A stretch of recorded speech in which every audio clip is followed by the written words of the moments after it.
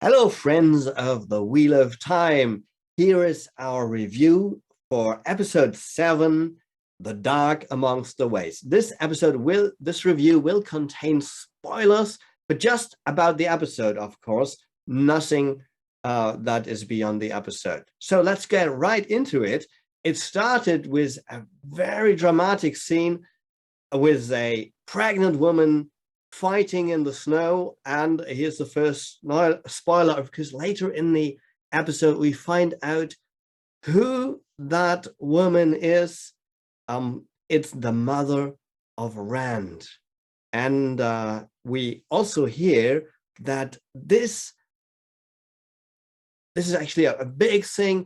This vision that we heard about all the time about the dragon, this vision is about him. It's exactly this vision, this story about her fighting in the snow. And she is like super tough. I mean, she must be like the toughest woman in the entire world, you know?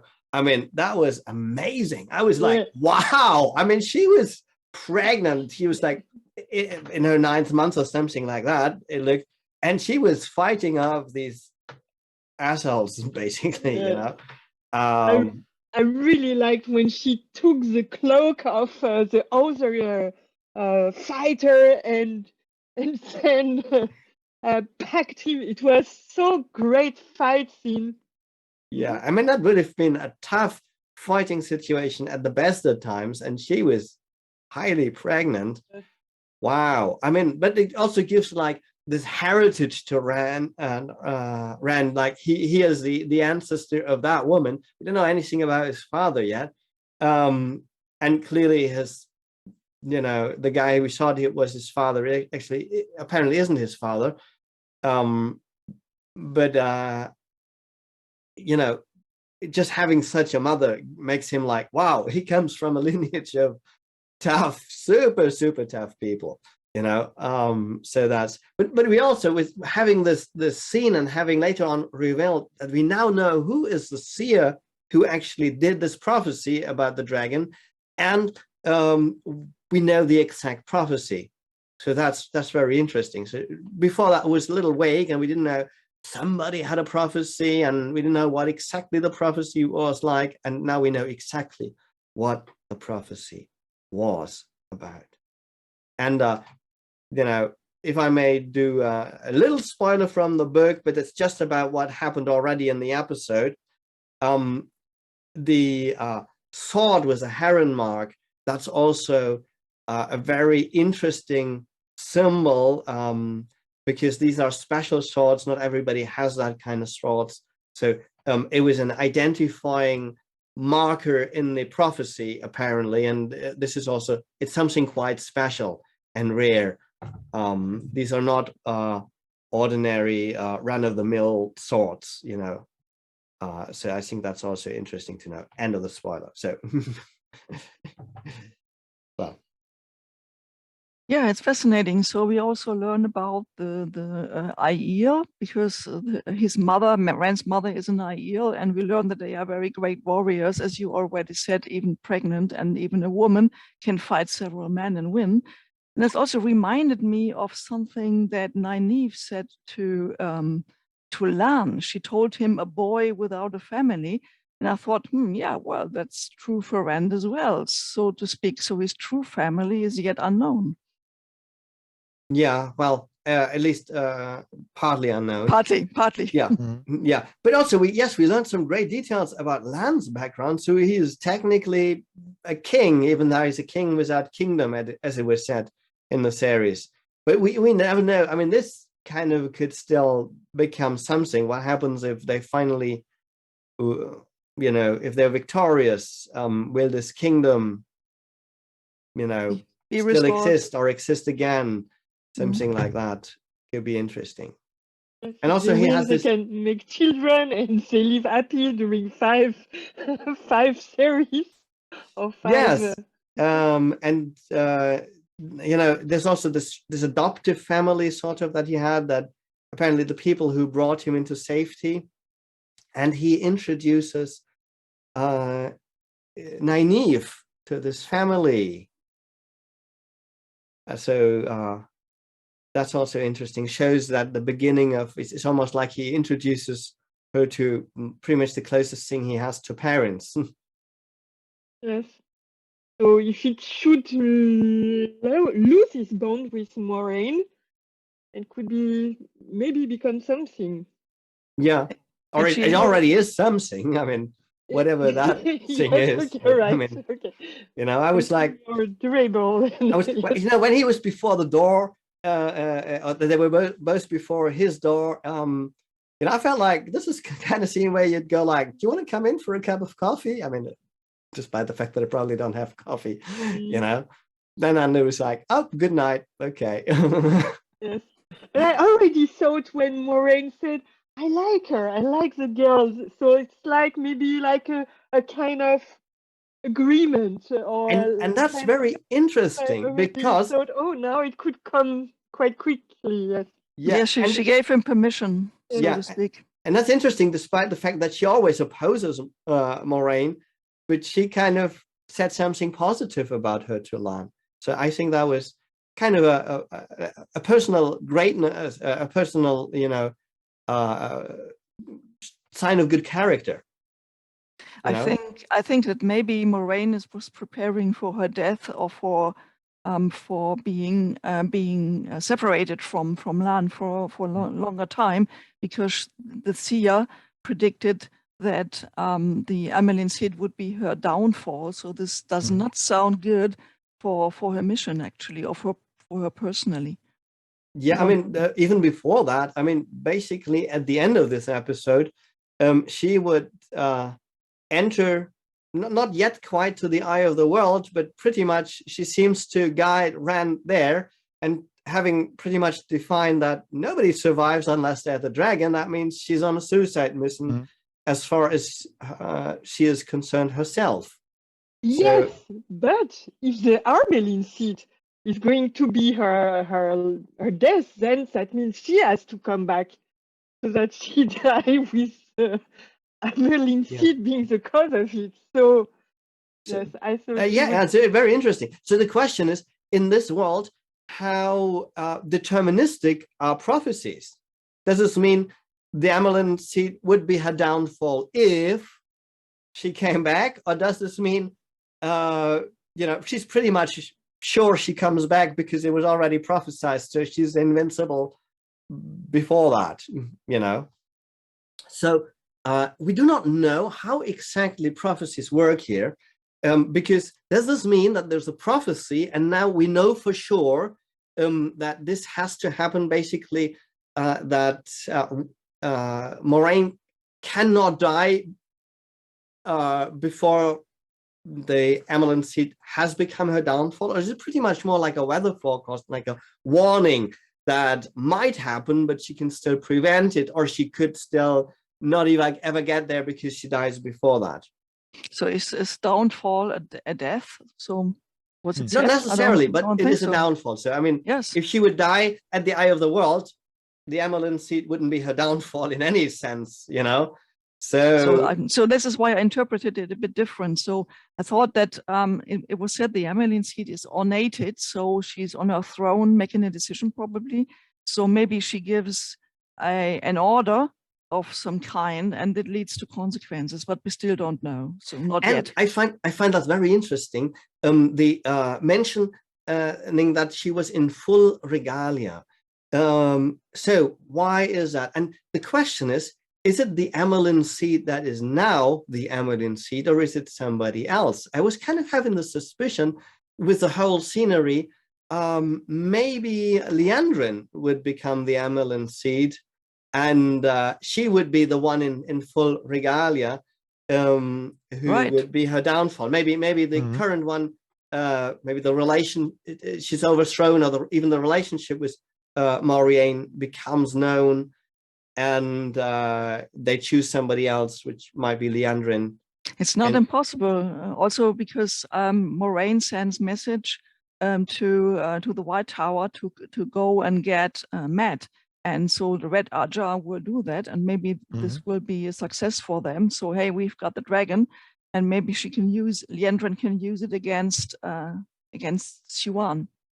Yeah, and talking about Matt, I mean, this is really interesting. I mean, in the beginning of the episode, there is this discussion, and I thought that was a pretty weird discussion going on there.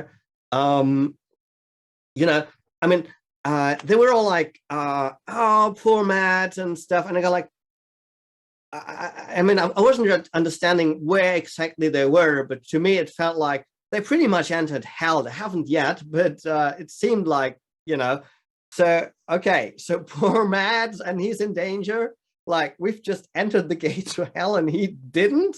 And now they're discussing like, oh, poor Mads, you know, he's standing on an open field. He could die any moment. I was like, and he just basically betrayed the companionship by not entering. And they were like, oh, poor Matt, poor Matt, poor Matt. I go like, what's going on here, you know? But especially if you look at the casual, almost casual way that he walked away from the gate. It was sort of, okay, I don't mind, sort of thing. Yeah. So the body language was like that. So I didn't really get why they were so, I mean, you got like, okay, he made his choice, let's go on, we can't change that.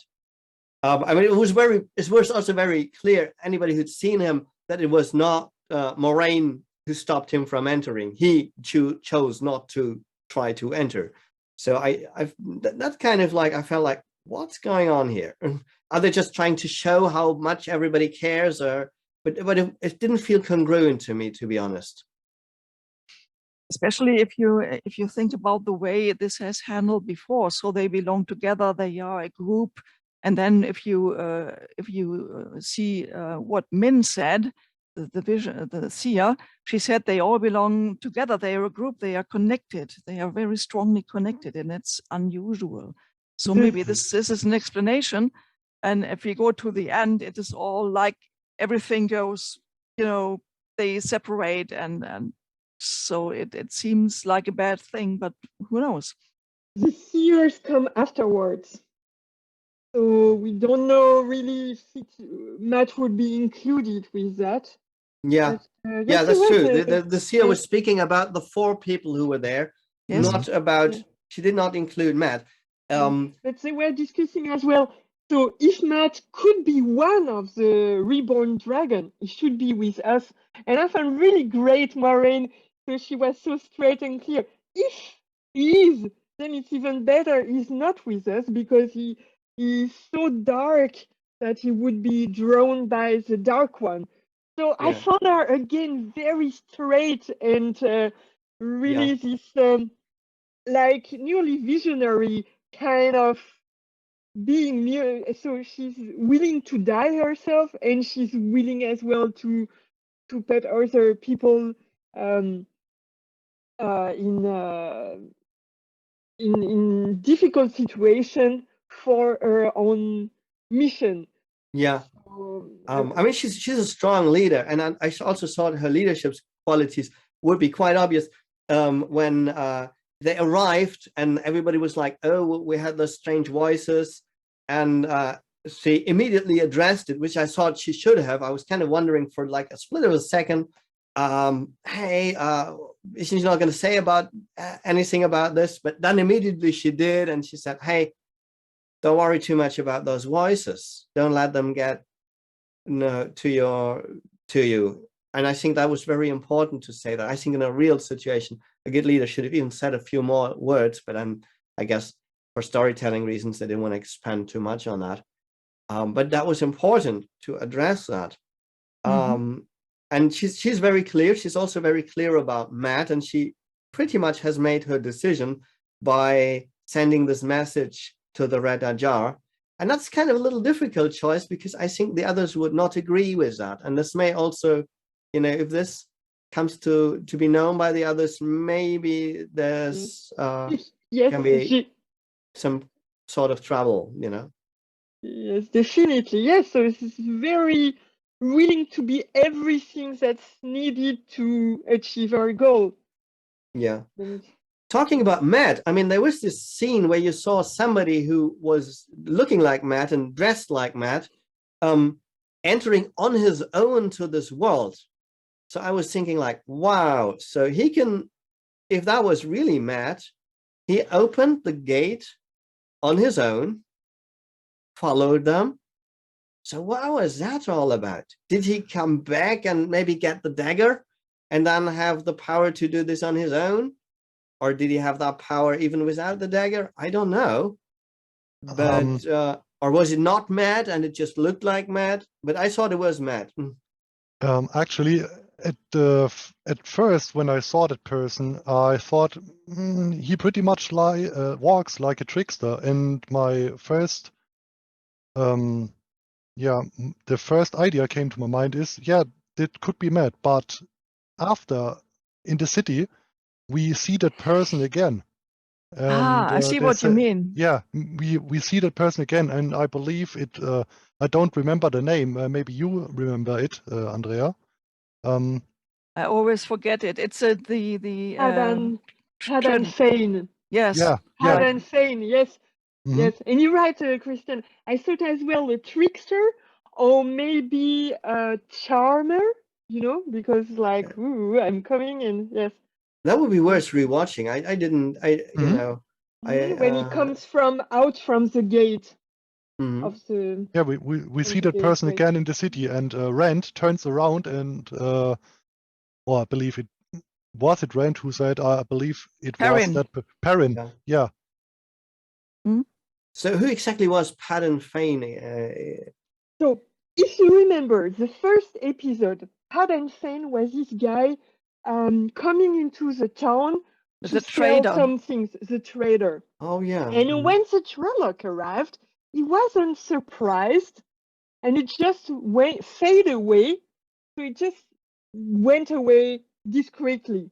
But he was not even surprised. So it was a short scene in the first episode, and the other ones assumed he was dead. He has been taken by the Trolloc, but I mean, we saw him just going away as he knew that the Trolloc would come. So now it's coming, yes. Okay. And I don't know if for you it's the same. When I see, you know, the flashback at the beginning of each episode, I think sometimes it's like a spoiler in itself, because they showed us a scene with no really importance with Padan Fane. And I was really, okay, Padan Fane seems to come back in this episode. So I was already like kind of maybe expecting him. So, okay, yes. very, very good. Yeah. I mean, yes, they do give you like flashbacks of things that will become important in the beginning of the, you know, in the short review. So it is always a little bit of a spoiler in a sense. At least it preps you to look out for things, but that's actually very good. So never skip that if you want to, or skip it if you don't want to be spoiled, you know. But if I think I'm going to skip it. Actually, I did skip it this time, and yeah, it's interesting. So I totally misunderstood this scene. So okay. Yeah. So it may have been him after all, and I wasn't sure because it was just from the back, and obviously there was this suspense. So maybe he was kind of in league with the evil dark one. Yeah, very interesting.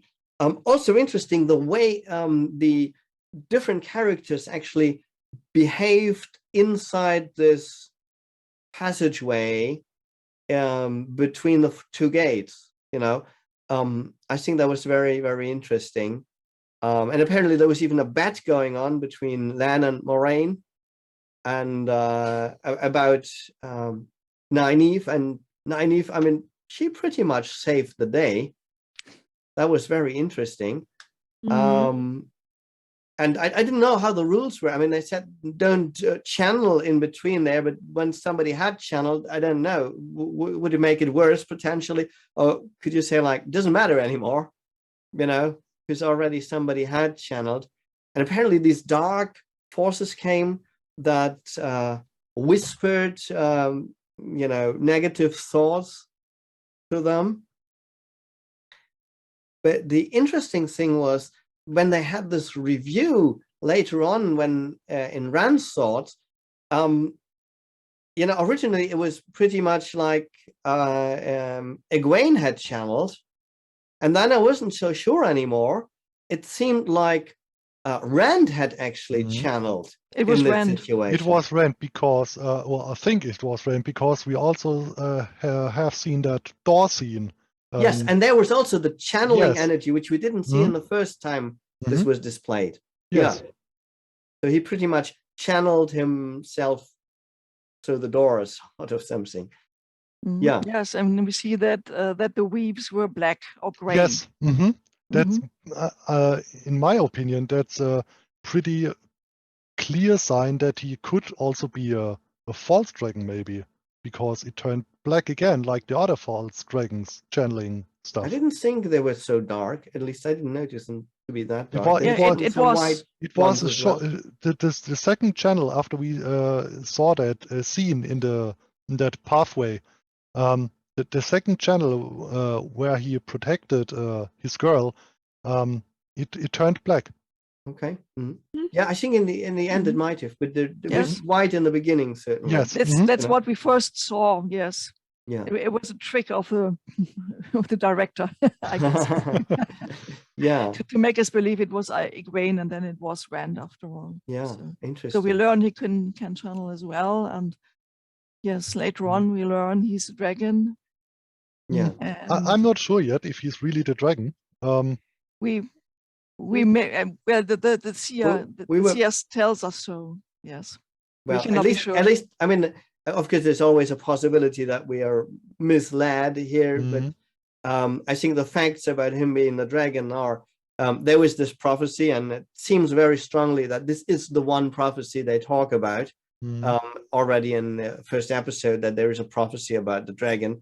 So that seems to be the prophecy, and it seems to fit.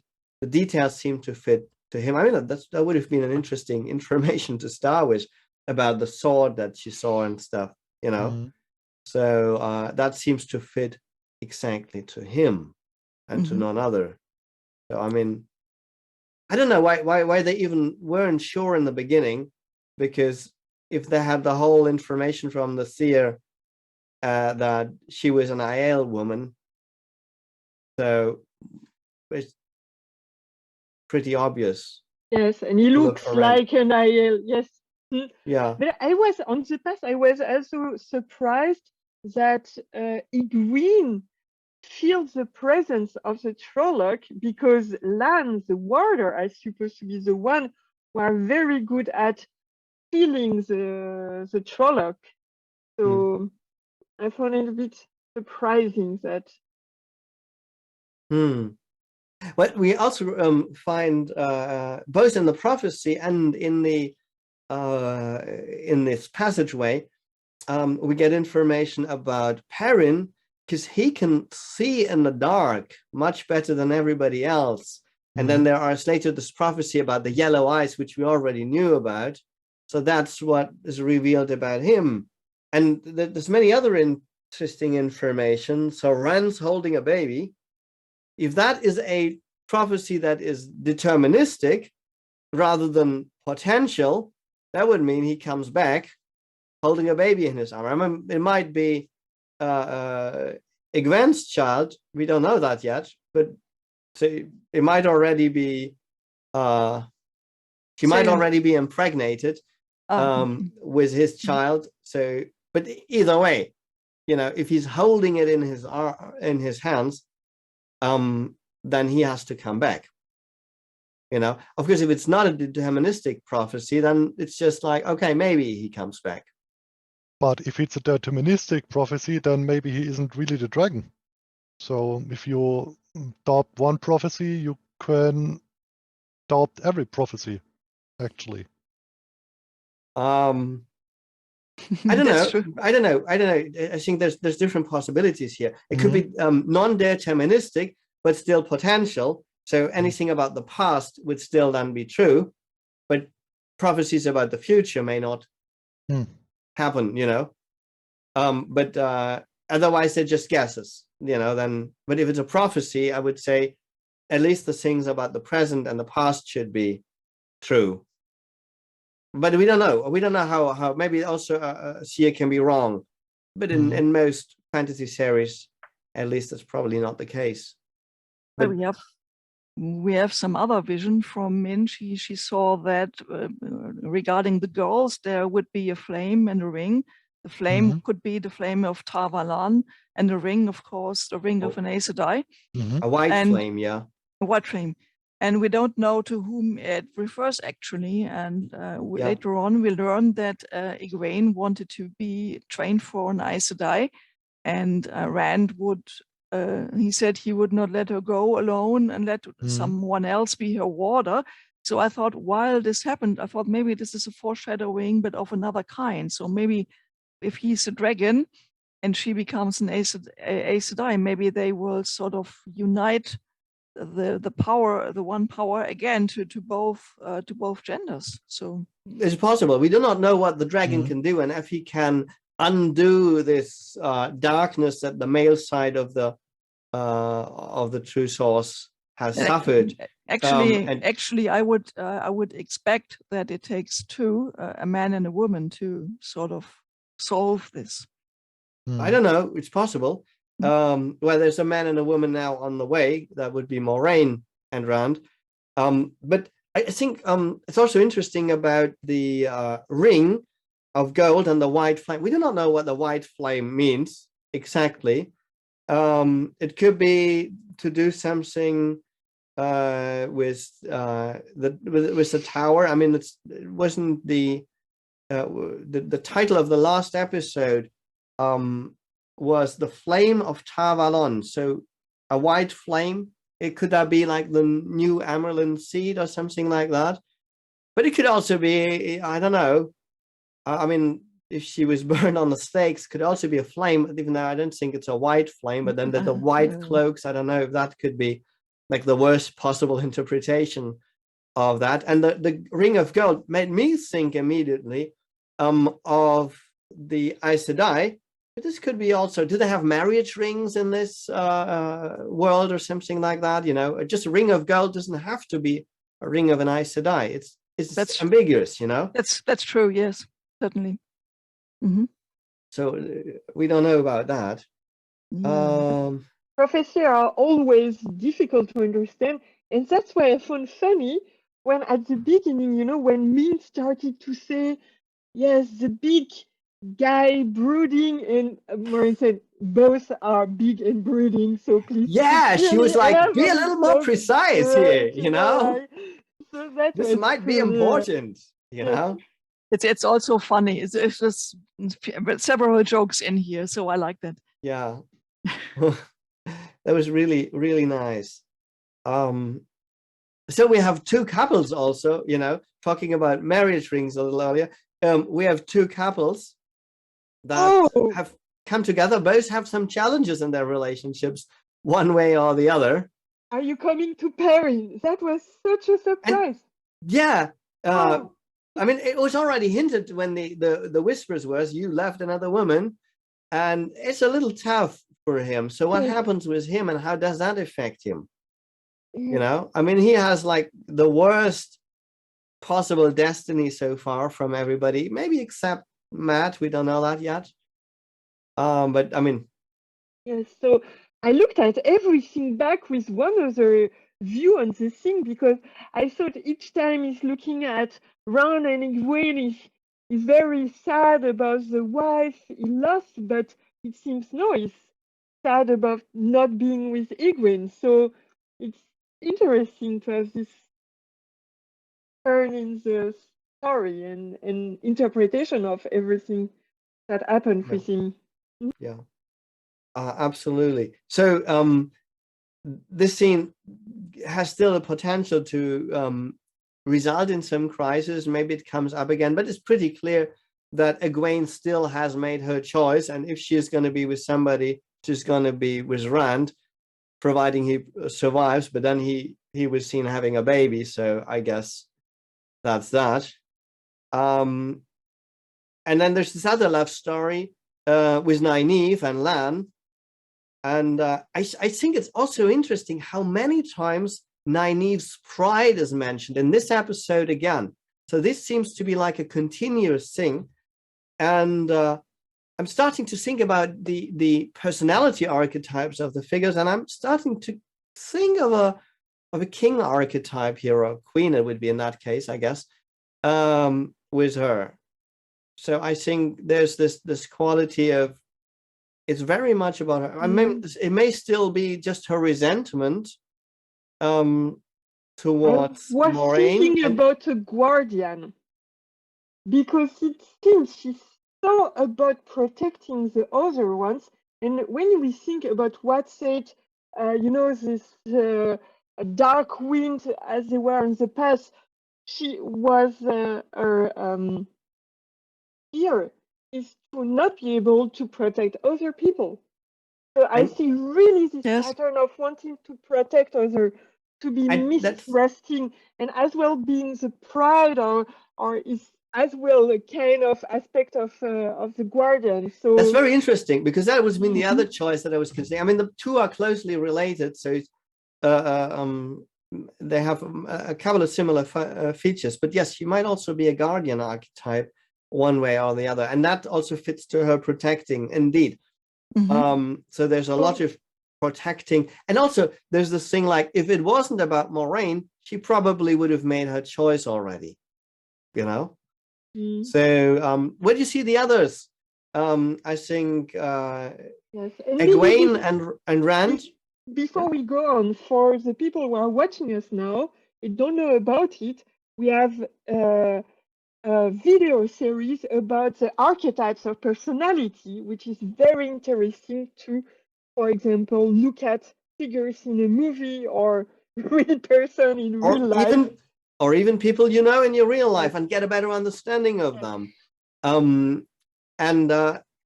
We will send some links, put some links in the description where to find these things. So yeah, it's also interesting to look at the other figures. I think Rand and Egwene strike me both as very idealistic, very willing to give up everything for their loved ones. So I'm thinking visionary or martyr could be where they would be going. Okay.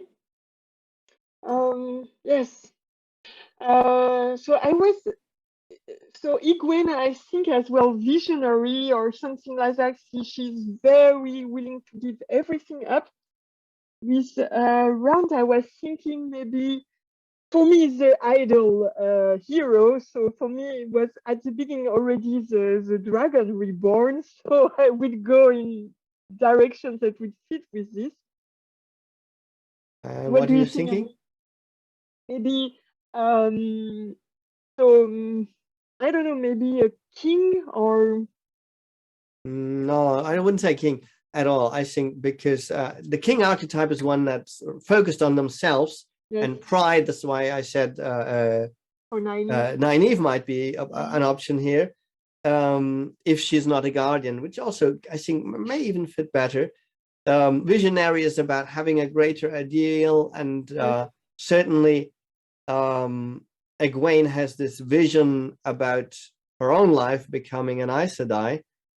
This might still be ego, but I'm not thinking it is ego, because she's showed in this episode very much being willing to sacrifice herself. So that is, I guess, and I guess martyr might be more likely, to be honest, because she has this willingness to do the right thing. So does perhaps Rand, I don't know. So they have this thing in common. I think it would be interesting how they develop any further. So we have a trickster with Matt. We have two people who might be martyrs, might be visionaries. Yes. I was thinking about Lan as a martyr, and actually all the warder. So if we think about a group, because they give everything up to help their Aes Sedai. I was thinking, well, it's that's still hard to say for me. If he is actually a martyr, or maybe might be a lover archetype. Yes. Somebody who's just willing to really follow. Yes. You know, that would also be something slightly thinking about Rand, probably also being a lover archetype. Yes, I thought too. Because it's also a possibility afraid of losing his relationship with Matt, with Egwene. So Yeah, so he's very caring, obviously. So this was a couple of interesting things here. Still, he's not afraid to confront Moraine or whoever, and I think he's a bit melancholic as well. So he thinks about things. So yeah, that would fit with both the martyr and the visionary anyway. Yes. So that was a little bit about archetypes and character qualities. As we said, maybe check out the videos in the description to understand this a little better if you're interested to go more into this. I think we've covered lots of stuff here. Anything else that's important? Otherwise, I'd be curious what you are curious about for the final. I think we have one more episode really only in this season. Yes, only one more. yes. And so we have seen lots of new things in this world. And of course, the main thing is what will happen to Moraine and Rand, and also to the other ones who are left behind, and what missions will there be? Yeah, very important. And I think really, I mean, now is the final showdown, and what will that end up with? Will the great evil be defeated? I kind of doubt it. Or will there be some kind of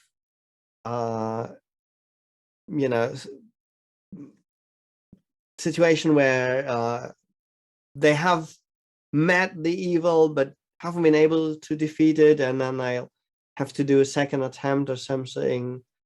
Will Moraine come back? Which she actually, but I think she will, because otherwise that prophecy would have been kind of pointless. I think both of them will probably come back, but I'm not sure. Either they will defeat the evil one and there will be a new threat, but that's like the big enemy in the whole thing so far as we know. So it really would make sense if in the first season he would be done with. Which also kind of makes it a little weird for them to reach this final showdown. If they even reach it, maybe they're stopped on the way. That is also a possibility. I mean, they're at this blight, which it reminds me of Sleeping Beauty and the thorns that were necessary to cross. But of course, there's not necessarily going to be Sleeping Beauty on the other side. It's more like the Waking Devil or something. I don't know. But they have to clearly cross this somehow. And I don't know if there's going to be an opening or if they just have to fight their way through. If this is going to be even the adventure for them at the end, and this is pretty much a cliffhanger. They don't even actually reach the Dark One in episode 8, and they just, this could be like a whole world of adventures on its own. Yes, indeed. So it looks like the land is dead, and it's similar to the short ways. They are sort of dead as well. So we learned they were thriving with life and fruit and grass, and now it's sort of a dead waste. So, yeah. Yeah, I'm also very curious what happens or will happen to Rand and Moraine. I still doubt that Rand is really the right dragon, but we will see what happens next. I'm sure he is, but okay. I just trust this prophecy. I've chosen to trust it. Okay, we will see. I'm very curious. I'm looking forward to the last episode. I hope so we don't have to wait too long for season 2, but I think that due to Corona and stuff, I heard that there may be a delay, but I'm not sure that rumor is correct. But anyway, I'm looking forward, and I'm curious what our viewers think. What have we missed? What are you curious about? What made sense that we discussed? Give us your input in the comments, and we also are always happy if the new viewers subscribe and hit the bell so this channel can grow and we can offer you a lot more awesome content. Thank you very much. and looking forward to see you soon for episode 8. Bye for now. Goodbye. Bye. Bye.